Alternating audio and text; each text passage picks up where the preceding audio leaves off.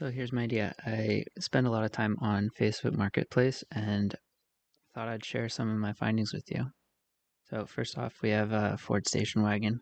Don't see many of these old cars popping up on Facebook Marketplace, and I thought this one was a pretty styling example.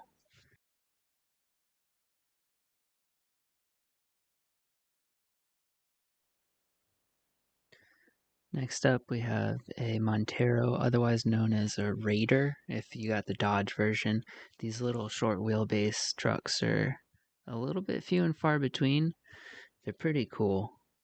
And this one looks like a relatively clean example.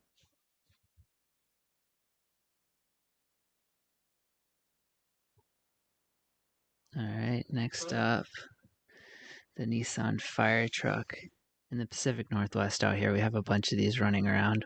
There's a company out here that actually converts these into overland rigs. They lift them and put a camper on the back. A lot of these are four-wheel drive. They have a big crew cab in them, but it's a cab over, so your overall wheelbase stays pretty short. I think these are super awesome.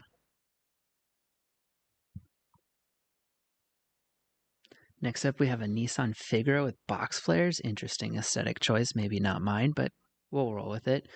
This went pending as soon as I started recording this, which I understand because this is a good price for a Figaro. It does look like it needs some work, but box flares. All right, next up we have first of a couple 180s or 240s on this list. This one thought was good color. Doesn't look too beat up. That said, with these chassis, you can't really ever be sure. But SR20, which is nice. Here's a second one. This one I think is definitely overpriced. It looks pretty clean and it looks like they did a lot of work, but it's still a KA. I don't know. Probably will get the price because these things still demand way too much money, but it's a clean example, and I like the look of these.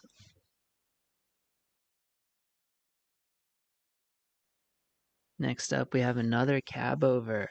This one is one that I haven't actually seen before. It's a Mazda, which I don't know too much about. Most of what you see is either those Nissan fire trucks or Hiace from Toyota.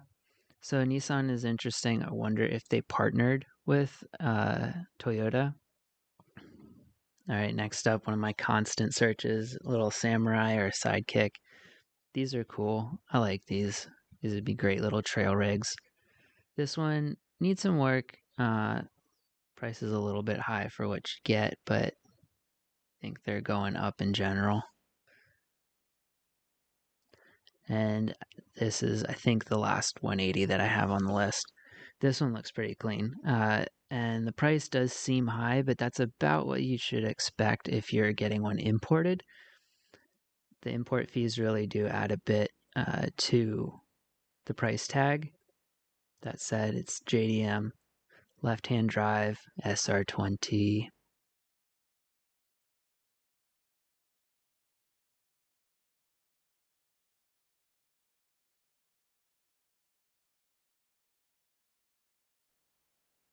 Next up, Z4. This one, it's priced as a project, I feel like. Manual swap it, maybe a little drift car something, but where it is, doesn't look too bad. Doesn't look like it was raced out. I don't know.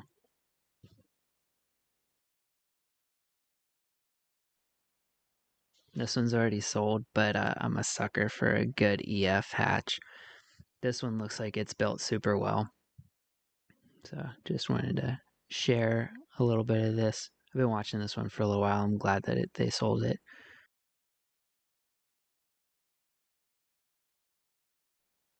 All right, now we have a Fit Ultimate Commuter Car, maybe Ultimate Track Car. This one was definitely going for the track car feel, so I feel like the price is maybe a little bit high for a ripped out interior. All right, next up, little Pajero Mini. These are super cool. Four-wheel drive. This one's done right with some bigger tires, and I don't think those flares are stock, so it's looking pretty mean. A little bit of some big Pajero Evo vibes going on. All right, and here we have the reason that I am making this video actually, Estate E30. In the States, Don't see many of these imported. I guess they were rare in Europe as well, but it looks clean, and that's about the right price for it.